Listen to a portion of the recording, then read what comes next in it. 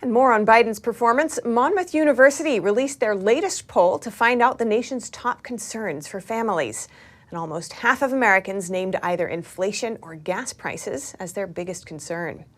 NTD's Jason Perry has that story. Did you used to go to Starbucks every day, but now you're making coffee at home instead? Well, you might not be alone. According to Monmouth University's recent poll, the American family's top concern is inflation.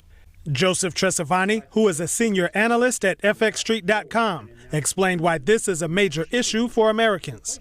Inflation has been running now at more than 5% for almost a year, and we all go shopping. We all put gas in our cars. Most of us do not have electric cars. And at any rate, electric rates have gone way up also. So that is something which really starts to affect people's outlook and people's emotions. And he says a big concern about inflation is the decrease in consumer spending because the U.S. economy is dependent on it. Businesses can pass along costs to their consumers, the retailers, and end up with consumers.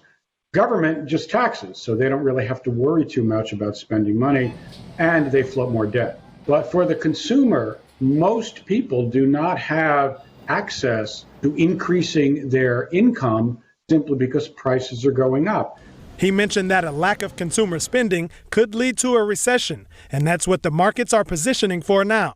Number 2 on the Monmouth poll's list of family concerns were gas prices. If you look at the crude oil pricing, it's come off very sharply in the last few days.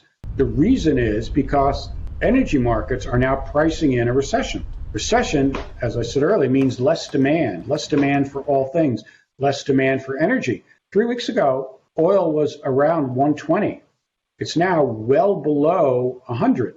So that will, of course, bring down gasoline prices. Also in the poll, 42% of Americans say they are struggling to remain where they are financially, and only 10% say the country is going in the right direction.